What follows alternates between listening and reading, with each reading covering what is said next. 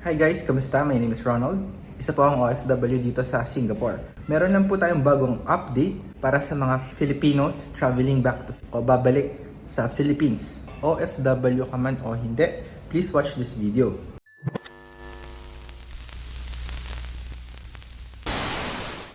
Hi guys, welcome back. So kung hindi ka pa nakasubscribe, please do. Marami pa tayong mga travel requirements, immigration process, OEC guide para sa inyo. Anyway, so starting April 1, yung mga Pilipino na gagamit ng e-gate, hindi na kailangan ng arrival sticker. Para sa mga naninibago or hindi alam yung sticker na to or yung e-gate, ito yung pipila ka sa automated gate, papasok ng Philippines or pagdating mo ng Philippines. Pag-scan ng passport, pag-picture, fingerprint, after nun, ilalagay niyo yung sticker sa passport nyo. Ngayon, starting April 1, hindi na po siya kailangan. So, i-discontinue na siya ng immigration. Instead, magiging email arrival form na lang siya or magiging under na siya ng e-travel arrival.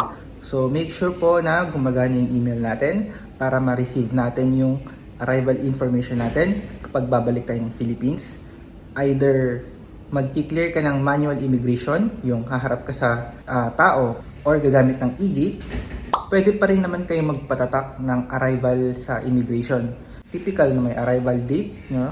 Pagdating sa Philippines, upon request na lang siya or sasabihin nyo sa immigration na gusto nyo magpatatak, optional pa din siya. But still, mahalaga nga na meron tayong account sa e-travel, lalo na pagpabalik ng Philippines or palabas ng Philippines. So, kung wala pa kayong account, make sure na gumawa na kayo either sa website ng etravel.gov.ph or sa app, mobile app, gamit ang eGov.ph. Yun. So, may mga video po tayo dyan, tutorial paano gumawa ng account sa website and pag-register ng e-travel arrival and departure. So, yun lang guys. Pwede nyo i-share tong update na to sa mga OFW or Pilipinong babalik ng Philippines para alam nila yung process this coming April 1. Again, kung may tanong kayo, just comment down below or you can check out my other videos about traveling back to Philippines, immigration process, and OEC, OFW guides. Anyway, yun lang guys. Maraming salamat and I will see you on my next video.